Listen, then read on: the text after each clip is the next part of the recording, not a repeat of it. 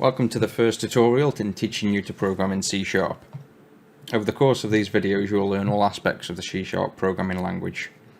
All videos will be kept short and to the point to help you to learn step by step. This course is aimed at beginners who have little or no knowledge in programming. In future courses I'll cover more advanced topics in specific areas such as websites, Xamarin Forms, WPF and so on.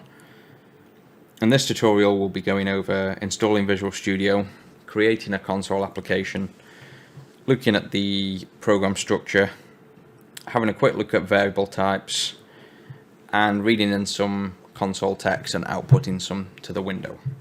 So let's get started. If you haven't got Visual Studio installed already, open Google, type Visual Studio, go to visualstudio.com/downloads, and you can install Visual Studio Community Edition, which is free for individuals and non-business. Simply save the file, double click, and go through the install. It's really simple. Once Visual Studio is installed, you can run. And then this is the main window. You should have a start page. If you don't worry. You can just do File, New, Project. Or if the start page is open, you can use the shortcut here, Start Project, New Project. You've got a lot of different templates. I wouldn't worry about them all for now. Just simply click this search on the top right, type the word console, and you're looking for the one that ends in Visual C#, and it says simply console application. The locations where it's going to store the files, and the name is the name of the application. So the default console application 1 is fine for now. Click OK. This will create your solution file and your project. Right click on the console application 1 over in the right hand side and click Open Folder in File Explorer. And you can see here is the files that have been created. The bin and the object folder are temporary compile folders, so the bin is where your program gets compiled to, in terms of that's your actual program. So when you want to distribute or install, this is the files of your application, and the object file is more temporary files that have been made during the compilation. So it's safe to delete these two folders at any time. It's just that when you do build your solution, it will recreate these folders. So don't think of these as your source code or anything you write. These are automatically created. Then you can see over here the properties, which if you expand has assembly info, which you can see in here is assembly info. You've got the app.config, which is there. You've got the program, which is there. And then you've got the .sln, which is a solution file, which means it's the top level solution that can hold multiple projects. When your program gets larger and you split off into multiple projects, that's what they'd be. You'd have a single solution with multiple projects. And the CS proj stands for C# project. So when you want to open your program, say you close this down and you'd finish working, you can simply double click the SLN file and this reopens your solution. You can also click the CS proj file, but that will open just that project. So as your project gets bigger, if your program gets bigger, then you want to make sure you're opening the solution file, not the project. Otherwise it will be opening just a single part of your application. So there's the physical files that you can see that match this Solution Explorer on the right hand side. This references folder isn't a real file. You can see it's not in this folder anywhere. It's actually a list of external references to other programs and other libraries like this Microsoft.C#, so that we can actually use functions in our code that we can do certain things with, opening files, opening websites, sending data to the console, all that kind of stuff. So references are third-party links to other programs. So let's start with this assembly info file. You can see here it's got a bunch of information.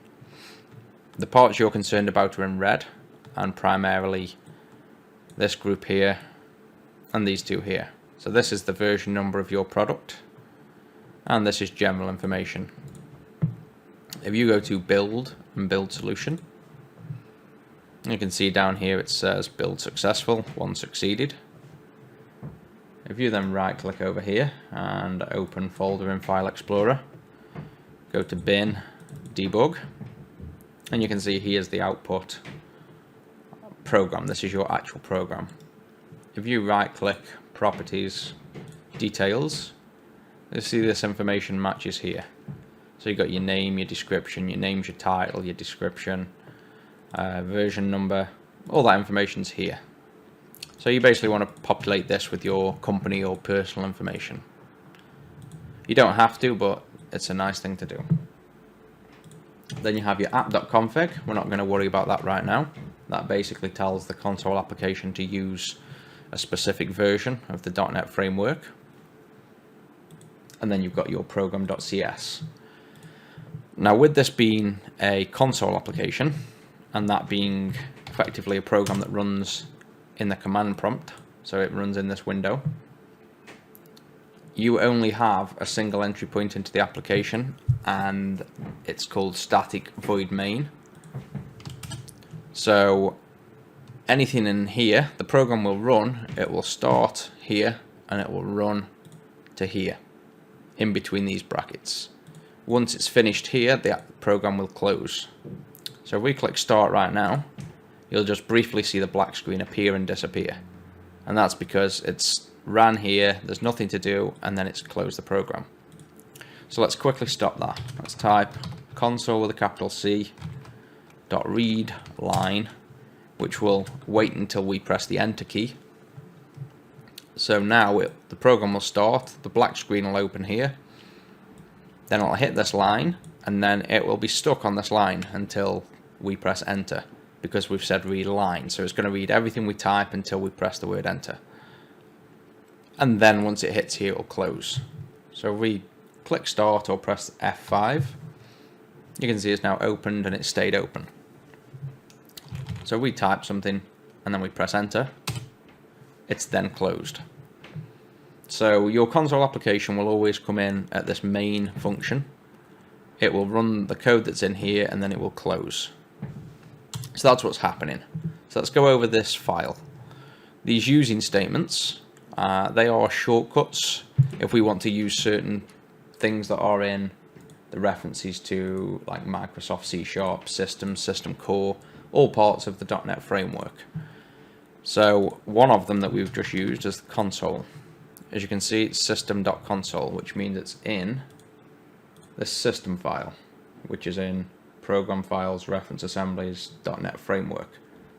So the thing that's writing out to the console, we haven't written that code that actually does the reading and the writing.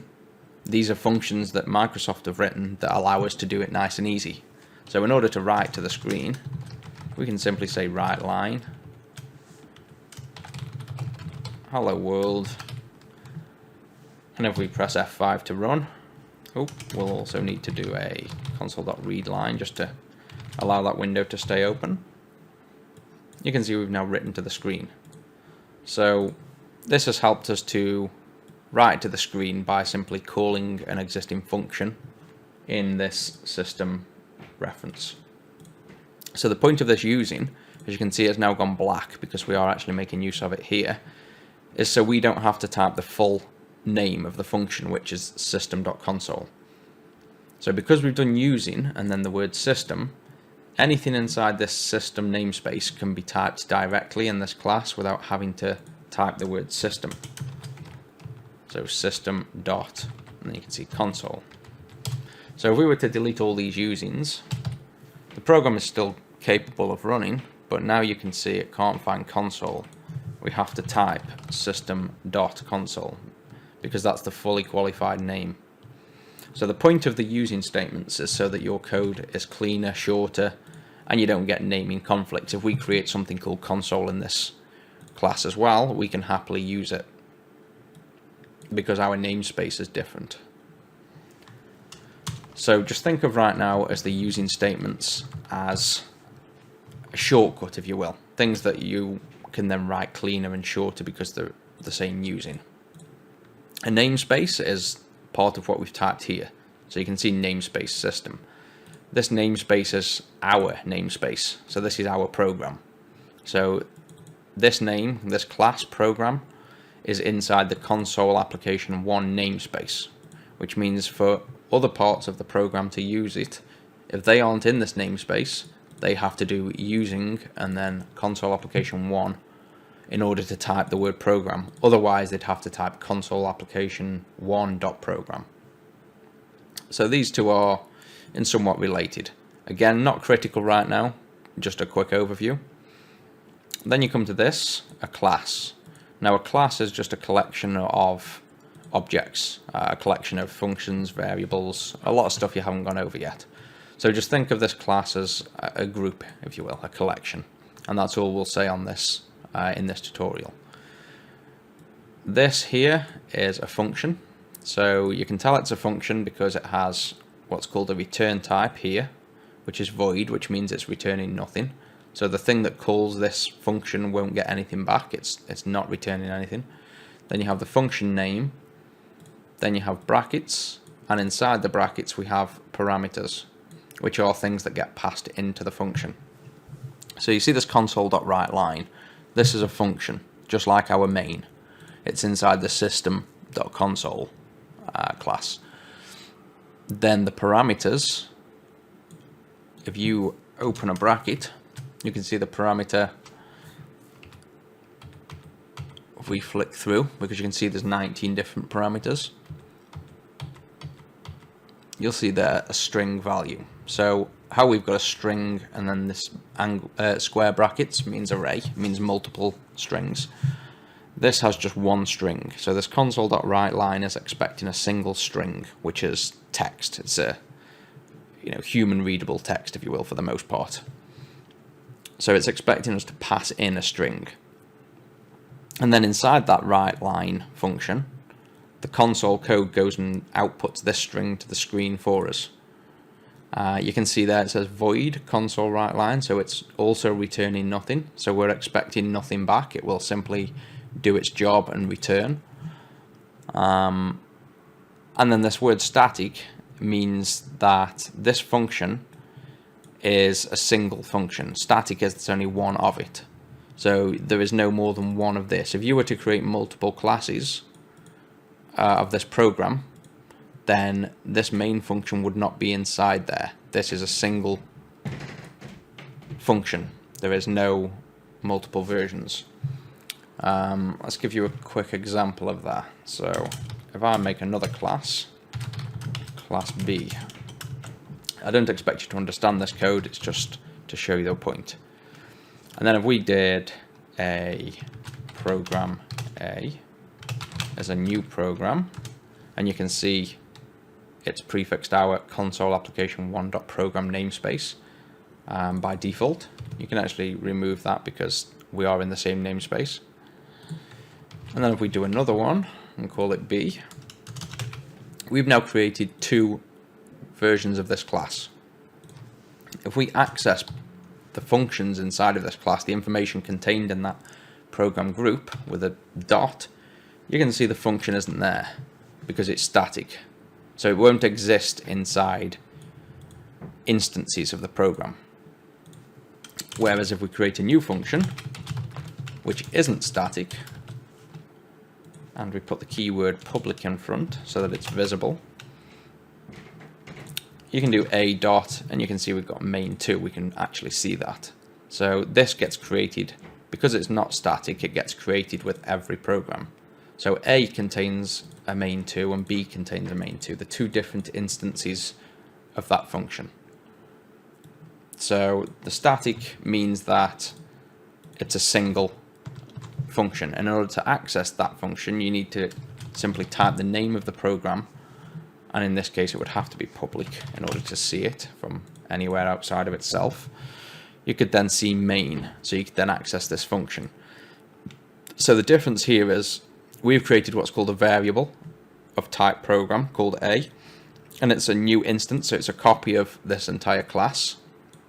And inside the copy, static functions and static variables won't exist. Statics are a single instance. I think that's enough on static for now, because that will make a lot more sense once you understand classes and variables and things of that nature. But it's always nice to get a quick overview for those that are interested. So back to where we were. So we've got a namespace and a using, which you now know. A class you're thinking of right now is just a collection containing more information. And we have a function here. And this main function is for the console application, the entry point when you double click your exe, your program. So if we double click this, it runs and it instantly jumps to this start line. This is where the program begins. And then it runs the write line and the read line. So before we can do much else, we need to know what variables are. Variables are pieces of information. So they contain bits, bytes, strings, numbers, all the pieces of information your program needs. A program is primarily a bunch of data, so a bunch of variables, and a lot of code on how to act and manipulate that data. So things like your functions and your logic. So we need to know all the types of variables. So to make a variable, you start by typing the specific type of variable. So in this case, let's create a byte. So type the word byte. Then the name of the variable. So call it my byte. And you can end there. That can create a variable. Now in order to instantiate that, you can do equals and then give it a value. So let's give this a number 12. So firstly, what is a byte? So a byte, as it says here, is a representation of 8-bit unsigned integer. Now that won't mean much to you right now, but what that means, you open the calculator and you go to programmer and go to binary. Now it says it's 8 bits. So click the number 1 8 times, because a 1 and a 0 are a single bit. So now you've got 8 bits. And you can see here the decimal, which is a normal number, is 255. So that means a byte can be a number from 0 all the way up to 255, which is 256 different numbers, because 0 is also a number. If you try and create one that's, say, 256, it's going to complain, because you can't have a number greater than that, because a byte can't contain that much information. So a byte is an 8-bit number, 8-bit variable. The next thing you've got is a character. Now a character is twice the size, it's 16 bits. So let's call it my car. And you can define a character with single quotes. And then you can type on your keyboard a single letter. Anything on your keyboard that you can type. Any character, any symbol. If you want to do specific symbols like single quotes, you do a / and then the symbol. So you can type a single one. If you type 2, then it's going to complain that a character is a single. There's too many characters, so you have to have 1. So a character contains usually a single letter.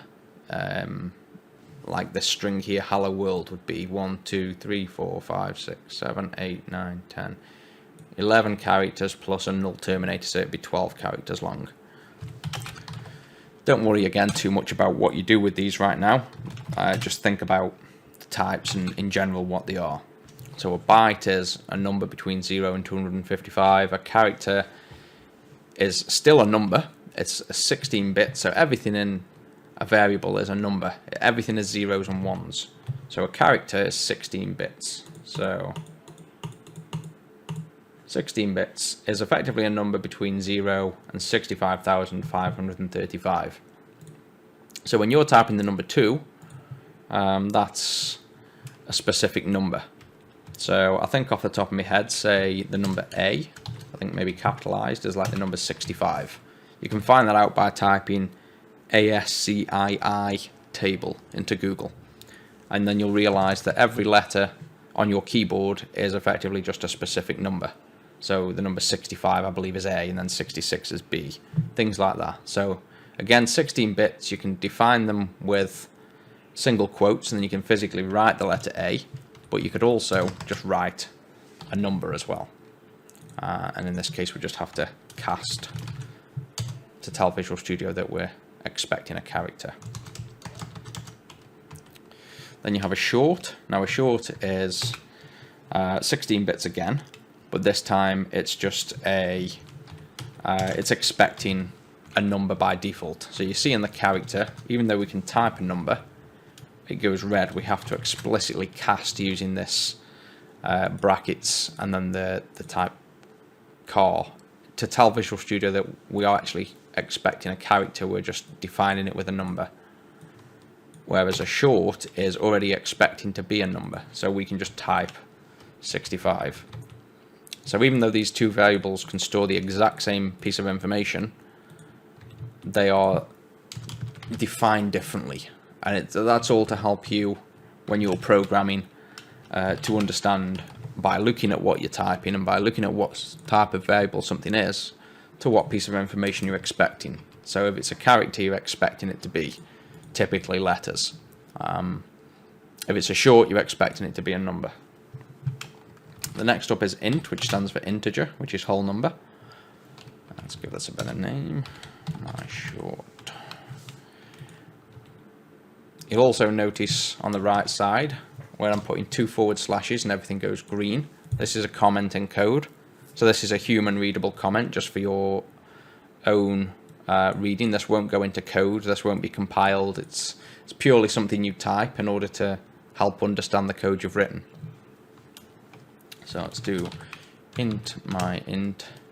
Now an integer is a 32-bit number, a whole number. So this could be 2,400,000. It can be a really large number. And again, if you want to know how large, open your calculator. You've got 16 bits. You see here, the integer can be a very large number. If you hover over the integer, there's 2 types of integer. There's what's called a signed and an unsigned. Now a signed is something that can go a negative to a positive. So this integer can't actually go to this number. So if we try and place this number in, you can see it complains because it's too large. By default, the integer can handle a negative number and a positive. So it's half of this number. So if you divide by 2, this is actually the maximum number you can have. You go one more over and you can't go, because as well as having all these positive numbers, it has the same amount in reverse. It has the negatives.